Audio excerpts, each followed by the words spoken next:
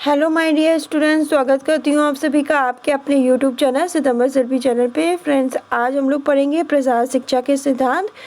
तो चलिए फ्रेंड्स, शुरू करते हैं आज की क्लास। ये पार्ट 3 है जो प्रसार शिक्षा के सिद्धांत का, जिसमें सबसे पहले है कार्य निष्पादन द्वारा सीखने का सिद्धांत।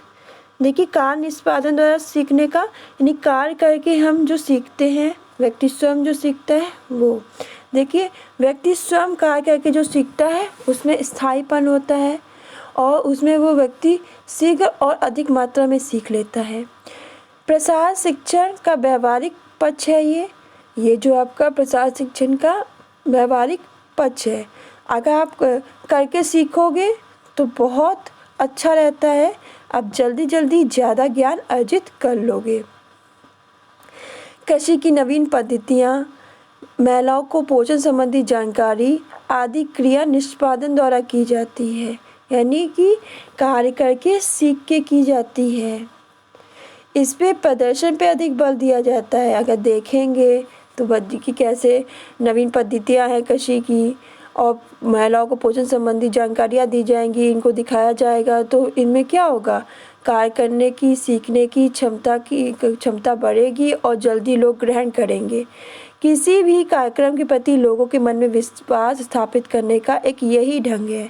स्वावलंबन का सिद्धांत, व्यक्ति स्वयं अपनी सहायता को तत्पर होता है तो उसे स्वावलंबन कहते हैं, यानी स्वावलंबन।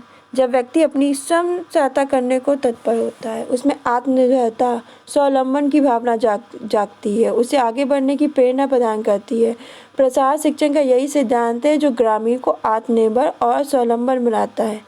अनुनय, अभिप्रेरणा, प्रोत्साहन का सिद्धांत। देखिए, भारत में ग्रामीण लोग सदियों से पिछड़ेपन का शिकार हैं, पीछे हैं।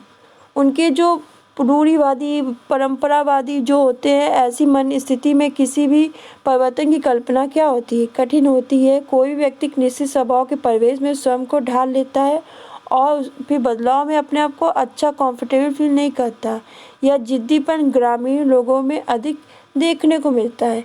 ऐसे प्रसारकर्ता को अनुनय का सहारा लेना पड़ता है। प्रसार कार्यक्रम में लोगों का जुड़ाव सर्वप्रथम अनुनय द्वारा स्थापित करके ही प्रसारकर्ता अपने उद्देश्य की ओर अग्रसर होता है। धीमा किंतु सतत विकास का सिद्धांत, विकास धीमा हो पर सतत हो, हमेशा हो।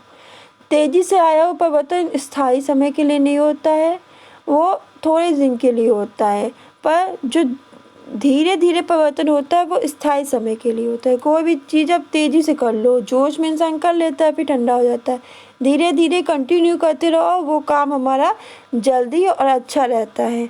कंटिन्यू करने से क्या होता है, वो हमारा सतत हमेशा ही चलता रहता है। तो इस बात को ध्यान रखना चाहिए कि तेज़ी के साथ आया हुआ परिवर्तन स्थायी प्रवृत्ति का नहीं होता है।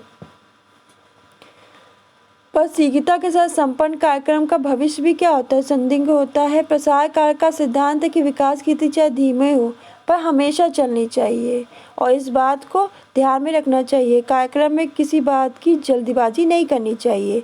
स्थायी संसाधनों के प्रयोग का सिद्धांत, देखिए, इस प्रसार शिक्षा मानव को प्रकृति का सबसे बड़ा संसाधन है। जब प्रसार शिक्षा प्रकृति का सबसे बड़ा संसाधन है, उसकी बौद्धिक और शारीरिक शक्तियों का उपयोग प्रसार कार्यक्रम का उद्देश्य है।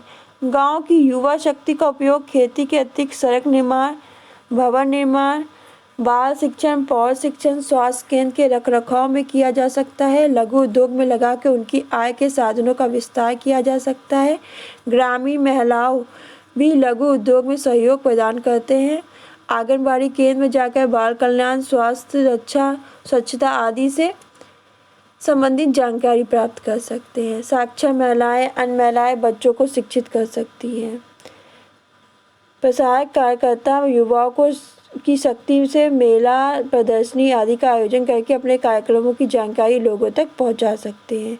समता का सिद्धांत, तो गांव में विभिन्न धर्म, समुदाय, जाति के लोग निवास करते हैं। इनकी रीति रिवाज, मान्यताएं, संस्कृति में अंतर होता है, किंतु आगे बढ़ने के लिए सभी को समान अवसर और समान अधिकार देने चाहिए। इस बात का ध्यान रखना चाहिए। प्रसार कार्यकर्ता को प्रसार कार्यक्रम बनाते समय बिल्कुल इस बात का ध्यान रखना चाहिए कि कार्यक्रम का लाभ समान रूप से सभी को प्राप्त हो।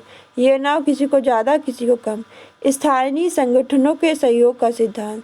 तो प्रसार कार्य में स्थानीय संगठनों का महत्वपूर्ण योगदान है। ये संगठन तो या तो पूर्व स्थापित होते हैं या नव स्थापित होते हैं। इनकी सहायता से कार्यक्रम चलाने से प्रसार कार्यकर्ता को सुविधा होती है। स्थानीय संगठनों की उपेक्षा किए जाने पर प्रसार कार्य सफल नहीं होते हैं। गाँव में पंचायत, युवा मंडल, महिला मंडल जैसे संगठन होते हैं और आवश्यकता अनुसार क्या नए संगठन का गठन भी किया जा सकता है।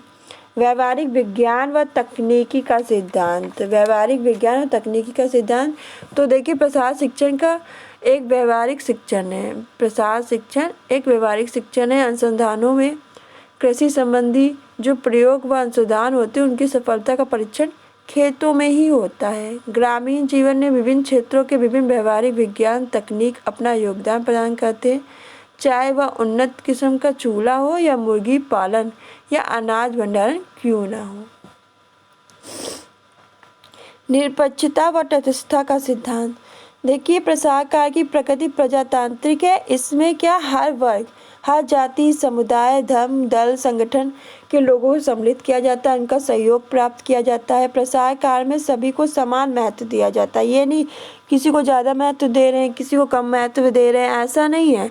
प्रसार कार्यक्रम में सभी को समान इक्वल महत्व दिया जाता है। ये कार्यक्रम सभी को समान रूप से लक्षित करते हैं। प्रसार कार्यक्रम सभी के लिए निरपेक्ष होते हैं, तटस्थ भाव से तैयार किए जाते हैं। प्रसार कार्यकर्ता के इसी सिद्धांत का पालन करना होता है कि जातिगत, धर्मगत, दलगत भावनाओं से परे निरपेक्ष व तटस्थ है।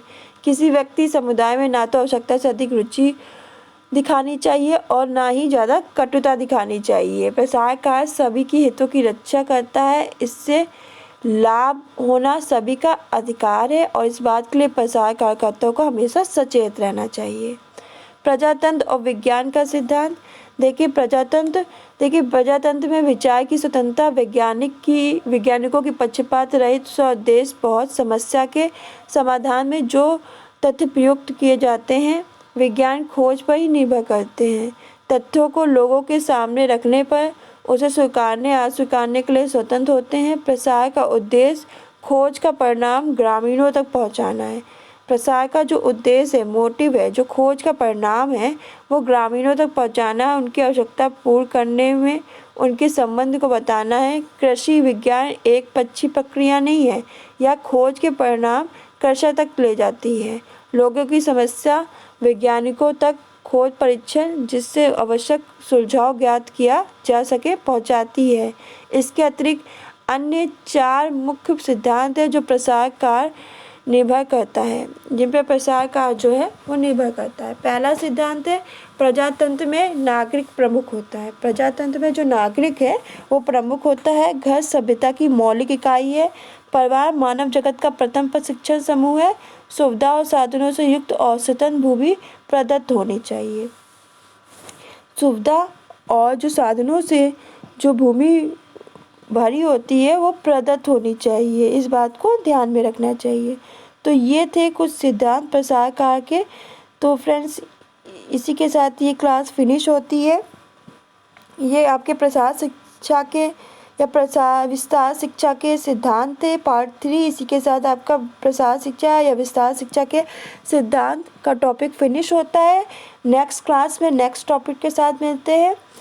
और साथ ही मैंने प्लेलिस्ट बना दी है। प्लेलिस्ट में जाके आप इससे पहले की जितनी भी क्लासेस है आप देख सकते हो, डाउनलोड कर सकते हो और पढ़ सकते हो। तो फ्रेंड्स, आज के लिए बस इतना ही। मिलते हैं नेक्स्ट वीडियो में नेक्स्ट टॉपिक के साथ। धन्यवाद।